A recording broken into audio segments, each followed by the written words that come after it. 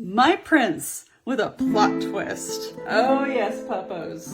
I am Diana, Cassandra sister, and I'm gonna start with my first date with my person that I've been with for 15 years. So the first date, I even remember the restaurant.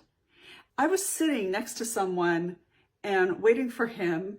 I was early, I'm always early. He was right on time. And the lady sitting next to me complimented me in the best way. She said I look like Sheryl Crow. Actually, the most stressful time in my entire life. I had lost everything. My parents were dying, It goes, list goes on. Divorce. I looked my best when I was at my worst. Go figure. So that was a big compliment. And he walked in and I said, "Oh my gosh, how are you?" And he was so cute. And he reminded me of someone I had fallen head over heels for right after my divorce. So he just had this cute way about him. As we were sitting there waiting, I said, well, the woman next to me said I look like Sheryl Crow. And he said, "Who's that?" I'm like, oh, darn it. Anyway, we had a nice dinner and we talked a little bit. It was kind of uncomfortable. It was the first time meeting. And I went to the bathroom just to check my face because I was wearing a lot of makeup and trying to impress. And so my face wasn't melting. And I went back out and he was already getting the check and he says, "I gotta go." I was like, oh, thought, okay, fine. And we went and he said he had to see an ex-girlfriend. Like, why would he tell me that? And I thought, well, okay, let's just make it worse. So anyway, I remember I walked him to his car and then I walked to mine alone. Oh my gosh. I honestly, no joke. I'm just thinking of that right now. I walked to my car alone. I walked him to his car. What? It was dark out. I mean, I wasn't parked far, but it was just, he had to go. And I was like, okay, he hates me. Oh, well, on to the next. And I mean, breakneck speed. I had to find somebody. I just was a mess at the time. So I found somebody, I think the next day and I felt like he was the one. I was on eHarmony and I could have a date a night, it was kind of crazy. I meet this guy, I think he's the one. And my person, after that crazy date, didn't contact me at all. Like, it was done. And I started dating this other guy right away. And 3 days after that date with my guy now, he said, "Can we go on another date?" It was 3 days later. I said, "I already found the one." And so I'm dating this other person while the person I have, which I call him Gil in my book. So Gil, make it less confusing. Gil said, well, he just wanted to do the 3-day rule where you wait 3 days.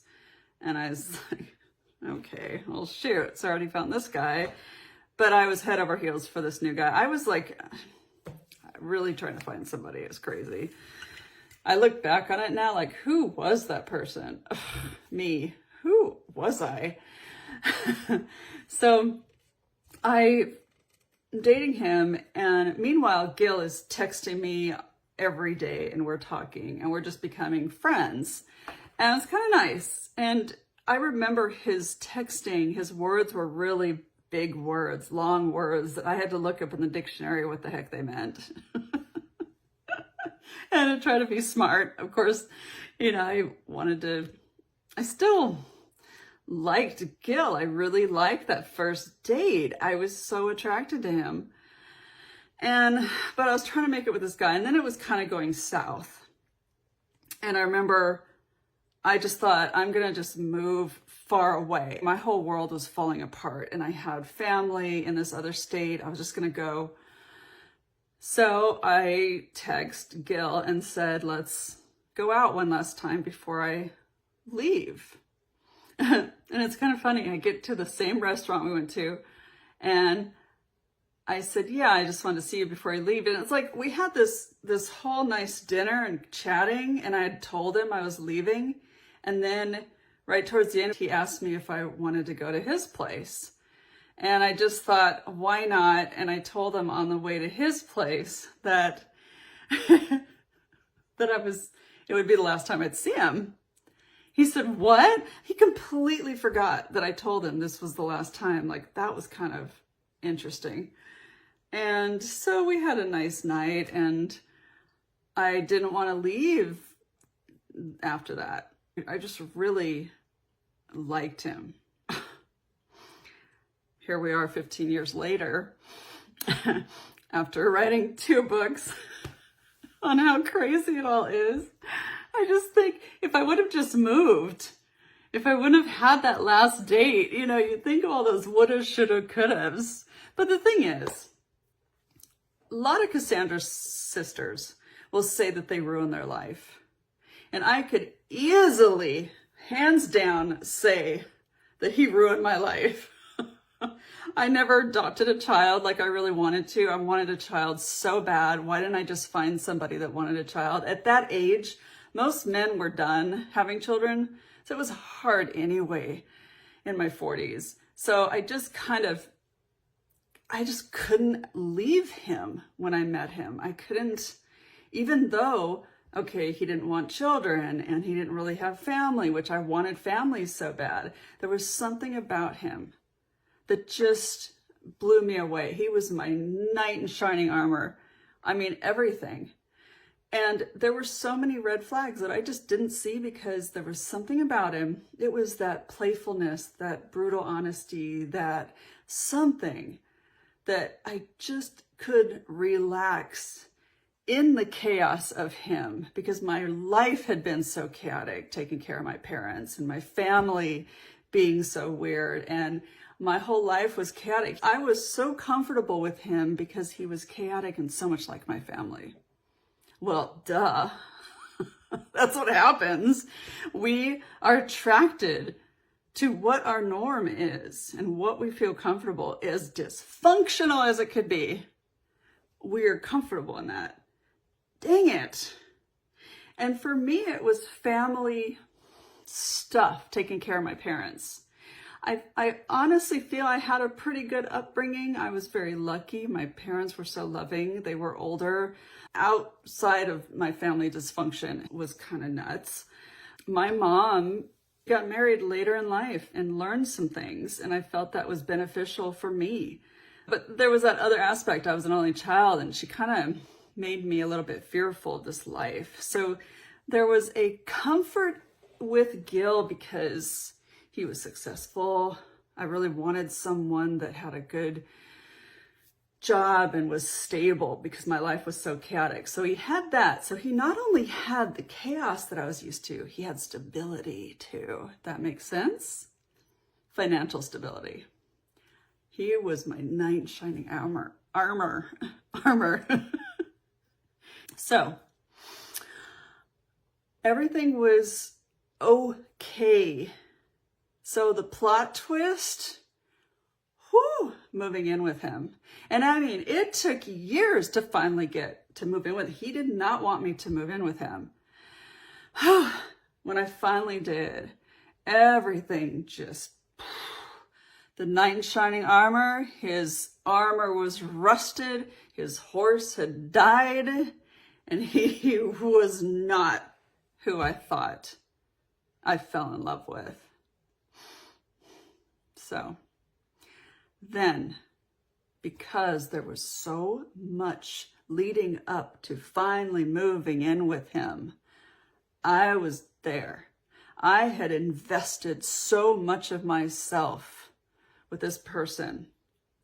Then I started to feel that something was wrong with me because, yeah, my parents died and my family kind of disowned me because of some financial stuff that happened, and I just felt something was terribly wrong with me, and I didn't deserve any better. And whatever he dished out, I deserved it. That's how I felt. And what happened was, 6 years into it, We had this beautiful home. He's still financially stable.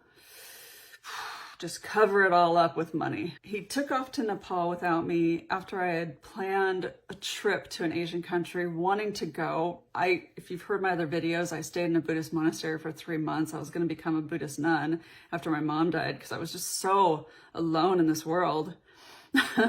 And then, so I just had to figure out what was going on. At that point, when he just took off like that, I was like, something's going on with him.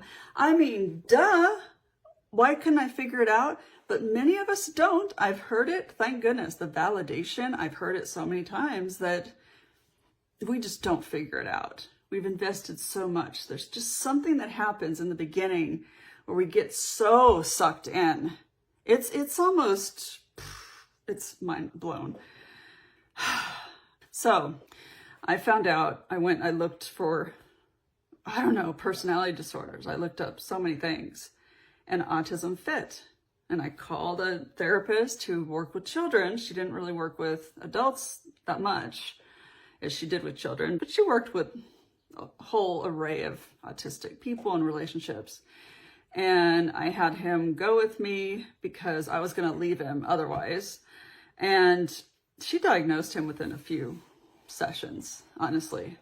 But then she saw that I was a total disaster and thought that I had something. And it took a year where we finally figured out, well, okay, you don't have this and that. After me calming down as we were figuring out how to navigate the relationship better, I thought there's gotta be something wrong with me. Even still, I would just keep thinking, how can this guy be so off and different?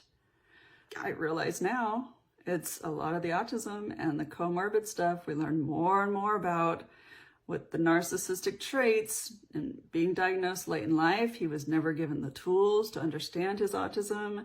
He has just grown into an angry person. And I know he's a good person. He loves me in his way. Tell me in the comments what your first date was like. I want to know what the honeymoon period, And if you'd like to share the plot twist and when you realized he was autistic, I'd love to hear from you if you feel comfortable. So I'll end it like this. If you're just finding out, you're not alone. And there are more resources out there, but definitely find some groups, find some place that you can go, that you can talk about it and feel comfortable talking about it, because I feel that is extremely important. Hit that subscribe, and the like always helps to grow my channel, and I would really appreciate it. Talk to you in the next one. I am going to do some type of skit for Mother's Day. I'm excited about it. So yeah, look for that, and I'll see you in the next video. Take care now.